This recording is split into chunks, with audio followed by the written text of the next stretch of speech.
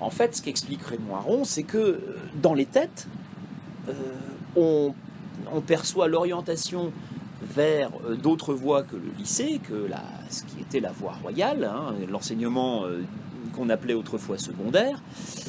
L'orientation est une sélection et c'est une mise au rebut, c'est-à-dire l'élève qui quitte le lycée et qui va dans la voie professionnelle ou dans la voie technique est un élève qui a raté son orientation parce qu'il subit une sélection, il est victime de la sélection. Or, le principe de l'orientation, ce n'est pas ça. Le principe de l'orientation, ce n'est pas de distinguer les bons des mauvais. C'est de trouver la voie qui correspond le mieux à chaque élève pour qu'il puisse se spécialiser et voire même être excellent dans un domaine professionnel, technique, général, peu importe. Il n'y a pas de bon et de mauvais, on peut être excellent dans toutes les voies. Ça, c'est le discours officiel. Mais dans les faits, on confond très facilement orientation et sélection, y compris à des niveaux de décision importants. D'ailleurs, ce qui le montre assez bien, ça a été la mise en place du bac pro. Le baccalauréat professionnel, créé en 1985 par Jean-Pierre Chevènement, il a été créé pour augmenter le nombre de jeunes qui passent le bac. L'idée de Jean-Pierre Chevènement, c'était 80% d'une classe d'âge au niveau du bac en l'an 2000. Attention, ça ne veut pas dire un taux de réussite de 80%. On ne parle pas de taux de réussite, on parle du pourcentage d'une classe d'âge qui rentre en terminale et donc qui passera le bac. Qu'ils réussissent pas forcément. Enfin, déjà, ils seront allés jusqu'en terminale. Et l'idée de Chevènement, c'est d'élever le niveau moyen de formation et pour cela, de créer une voie d'excellence dans l'enseignement professionnel. Quand on fait de l'enseignement professionnel, on ne s'arrête pas forcément au BEP, qui existait à l'époque, le brevet d'études professionnelles qui a été supprimé en 2011, mais on peut poursuivre après jusqu'à un baccalauréat. Et comme ça, on aura 80% d'une classe d'âge au niveau du bac. Et ça n'a pas du tout été perçu comme ça. Quand on regarde les débats de l'époque, on se rend compte qu'en fait, le bac pro est complètement ignoré par l'ensemble des acteurs, sauf les professeurs de lycée professionnel. Alors oui, eux, évidemment, ils sont concernés, ils le connaissent, mais enfin, c'est pas à eux qu'on donne la parole en général dans les débats publics sur l'école. On donne beaucoup plus la parole à des universitaires ou à des profs de prépa ou éventuellement à des professeurs de lycée général, mais pas à des professeurs de lycée professionnel. Et le slogan 80% d'une classe d'âge au niveau du bac a été perçu comme une ouverture du bac général, en disant on va ouvrir le bac général à tout le monde. Et c'est un malentendu qui est fort, parce que d'un côté vous avez les conservateurs qui disent mais ça va pas, on va brader le bac, on va le donner à tout le monde. Mais attention, c'est pas le bac général, c'est le bac à la fois général, technologique ou professionnel. Bon. Et puis d'un autre côté, ça mécontente aussi les familles de milieux populaires qui se disent on nous a promis le bac, et à la place, on reste en lycée professionnel. Oui, c'est un bac pro, mais enfin, c'est pas le bac tel que nous, on l'imaginait. Parce que le bac demeure lesté d'une puissance symbolique, d'une charge symbolique extrêmement forte.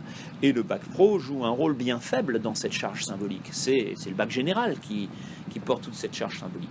Si on regarde un peu les résultats du bac, on se rend compte, alors là j'ai les chiffres de 2012, ça n'a pas beaucoup augmenté depuis. Si les taux de réussite ont augmenté, mais la proportion d'une classe d'âge qui l'obtient n'a pas beaucoup varié.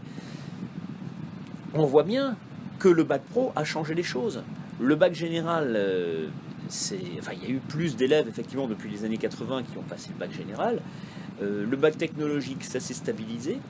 Mais on voit bien que le bac pro a vraiment joué un rôle significatif dans l'augmentation générale du nombre d'élèves à passer le bac et donc dans l'accession à ce chiffre-là de 80% d'une classe d'âge au bac qui est désormais atteint et même légèrement dépassé. Donc c'était pas en l'an 2000, mais on est arrivé au début des années 2010, donc on a atteint l'objectif. Mais ce bac pro n'a pas été vu réellement pour ce qu'il était et n'a pas été considéré comme un moyen d'élever le niveau général de formation. On l'a quasiment ignoré dans les débats publics parce qu'au fond, Le professionnel, c'est la voie pour les élèves qu'on a sélectionnés, c'est-à-dire pour ceux qui ne réussissent pas dans le général. C'est comme ça que c'est perçu. Or, officiellement, ce n'est pas le cas. Et ça pose le problème, le cinquième problème de cette confusion entre orientation et sélection, c'est la hiérarchisation des filières. Officiellement, les séries du bac sont toutes égales. Quel que soit le bac, et qu'il soit professionnel, technologique, général, et quelle que soit la série à l'intérieur de chacune de ces filières, toutes les séries sont égales, d'égale dignité. D'ailleurs, c'est dit officiellement. Oui, enfin, tout le monde sait bien que dans les représentations collectives, elles sont parfaitement hiérarchisées. Vous avez des bacs meilleurs que d'autres. Tous les bacs ne se valent pas.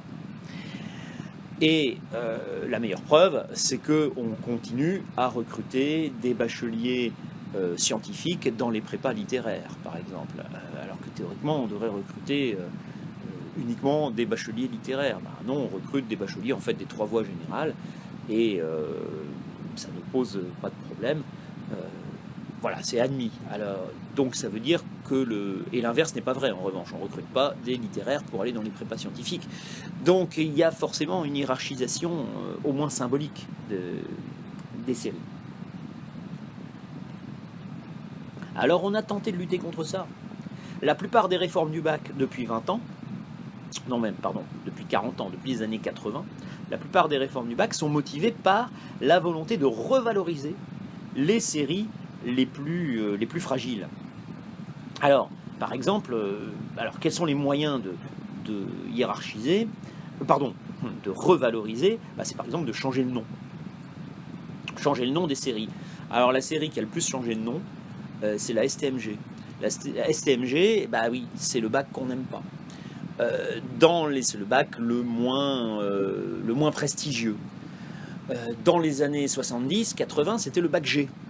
Et d'ailleurs, Michel Sardou en a fait une chanson, le bac G, vous pouvez l'écouter, qui associe le bac G à la vacuité de la vie adolescente et au vide, au manque de sens de la vie. Voilà, le bac G, il n'y a rien d'enthousiasmant là-dedans. Bon, donc ça n'encourage pas tellement, c'est pas très encourageant, pardon.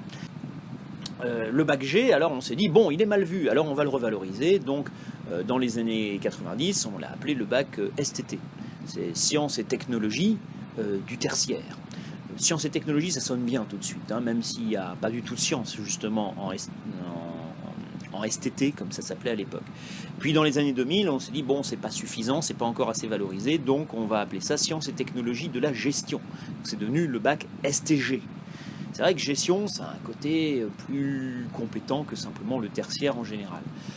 Et comme ça ne suffisait pas encore, dans les années 2010, on a encore changé le nom et c'est devenu les sciences et technologies du management et de la gestion. Alors là, management, tout de suite, en plus, ça sonne anglais, ça sonne américain même, donc ça fait tout de suite mieux. Bon, donc on a changé le nom, c'est le bac qui a le plus changé de nom et c'est assez révélateur, justement, du fait qu'on a besoin de le revaloriser. Alors, ce qu'on a essayé de faire pour revaloriser les bacs aussi, ça a été d'accroître leur spécialisation.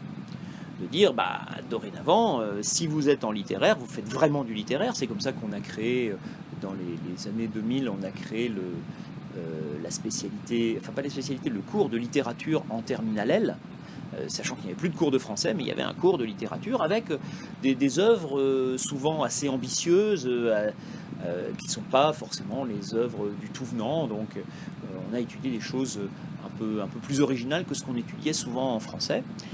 Et puis, de la même façon, on s'est dit, il serait normal que les bacs scientifiques n'aient pas le même programme dans les matières littéraires que le bac littéraire. Et c'est comme ça qu'avec la réforme de 2010-2011, on a rendu l'histoire-géographie optionnelle en S. En disant, les bacheliers S, il n'y a pas de raison qu'ils fassent autant d'histoire-géographie que les autres, puisque ce sont des scientifiques, donc ils se consacrent aux sciences. Donc l'histoire géo sera optionnelle. Ils pouvaient quand même prendre l'option, donc c'est pas une suppression. Il faut voir le tollé que ça a été. Il faut voir la mobilisation générale, alors des pétitions d'historiens, des tribunes dans tous les journaux, des déclarations, inquiètes de toute la communauté historienne. On n'a parlé que de l'histoire, d'ailleurs, jamais de la géographie. Mais bon, l'histoire, en France, on aime l'histoire. Donc il y a eu une mobilisation énorme parce que c'est une catastrophe quand même. L'histoire, c'est quand même la formation du citoyen. Enfin, on veut former des bacheliers qui ne sauront rien de notre histoire. Quelle catastrophe. Bon, tous les gens qui sont intervenus dans ces débats ne s'étaient jamais émus que dans les voies technologiques autres que STMG. En STMG, il y en a, mais dans les autres voies technologiques, par exemple en STI 2D, en sciences et technologies de l'industrie et du développement durable, il n'y a pas du tout d'histoire-géographie en terminale, même pas optionnelle. Hein. Mais ça n'a jamais ému personne. En revanche, qu'on la rende optionnelle en terminale S, catastrophe. Donc, l'une des premières mesures de François Hollande et de Vincent Peillon, quand ils se sont retrouvés au pouvoir en 2012, ça a été de rétablir l'histoire-géographie en terminale S pour tout le monde. Comme ça, on est bien sûr que le bac S reste non pas un bac scientifique, mais un bac général qui ouvre toutes les portes. Et ça, c'est précisément le problème, c'est qu'en faisant ça, on a renforcé la hiérarchisation. Au fond, on a l'impression que cette hiérarchisation des séries, eh bien, elle correspond à une demande sociale, à un besoin. Et il faut qu'il y ait un bac plus prestigieux que les autres, un bac de l'élite, et ça, la société a du mal à accepter la logique d'orientation. Au fond, l'orientation, elle est vraiment perçue comme une sélection. Et le jour où on crée vraiment un système qui assume la logique d'orientation, par exemple en supprimant l'histoire-géographie en terminale S, alors là, on ne l'accepte plus. Parce que on veut garder cette logique de sélection. Donc il y a une voie royale qui passe par le bac S, éventuellement par les autres bacs généraux, et puis bon, si ça ne va pas, cette voie un peu moins royale, ça sera pour les bacs technologiques, puis les bacs professionnels. Donc il y a une hiérarchisation dans les esprits, dans les mentalités, et cette hiérarchisation, quelque part, on y tient. Et on n'arrive pas à la remettre en question. Peut-être au fond que la logique d'orientation n'est pas satisfaisante non plus. Donc peut-être qu'il faudrait imaginer autre chose. Mais pour le moment, on n'a pas cherché, on n'a pas trouvé d'autres possibilités. Donc, juste une précision, il y a peut-être un espoir que les choses changent très fortement avec le nouveau bac. Le bac 2021, avec les spécialités, pourrait peut-être transformer ça en profondeur, parce que ce sera beaucoup plus dur de hiérarchiser des combinaisons de spécialités très diverses. Quand vous avez un petit nombre de bacs, c'est très facile de les hiérarchiser entre le meilleur et le moins bon. En revanche, quand vous avez des élèves qui combinent des spécialités de façon très très diverse, c'est beaucoup plus difficile de les hiérarchiser. Par exemple, un élève qui fait histoire-géographie, c'est pas histoire-géographie en fait, c'est HGGSP, c'est histoire-géographie, géopolitique, sciences politiques. Bon, allez, on va dire géopolitique, c'est le terme un peu fédérateur. Un élève qui fait géopolitique, physique-chimie, c'est possible. Est-ce qu'on considère que son bac est plus prestigieux ou moins prestigieux qu'un élève qui aura fait arts et mathématiques? C'est possible aussi maintenant. On peut choisir des spécialités comme on veut. Ça va être beaucoup plus difficile de les hiérarchiser. Donc là, il faut qu'on attende de voir un petit peu ce qui va se passer dans les années qui viennent avec la mise en place du nouveau bac. En tout cas, il y a une chose qui risque de demeurer, c'est le rôle sélectif des mathématiques. Pourquoi ? Parce qu'en fait, en mettant en place le nouveau bac, on a supprimé les mathématiques dans le tronc commun. Donc aujourd'hui, un lycéen, s'il veut continuer à faire des mathématiques à partir de la première, il est obligé de prendre la spécialité mathématique. Et donc, il y a des chances, et cette spécialité, elle est exigeante. Elle est plus exigeante encore que ne l'étaient les maths en première S auparavant. Donc, pour se garder quand même un certain nombre de voies ouvertes, il est bien possible que beaucoup d'élèves choisissent les mathématiques. D'ailleurs, ça a été choisi par 64% des élèves de première l'année dernière, sur l'année 2019-2020. Donc, la première génération a choisi les maths à 64% quand même. Et puis beaucoup les ont abandonnés ensuite à la fin de première, puisqu'en terminale on ne garde que 2 spécialités. Donc ça a été la 3e spécialité que beaucoup ont abandonnée. Mais il n'est pas impossible que les maths continuent à conserver leur rôle sélectif, leur fonction sélective. Donc la hiérarchisation des filières pourrait continuer à rester.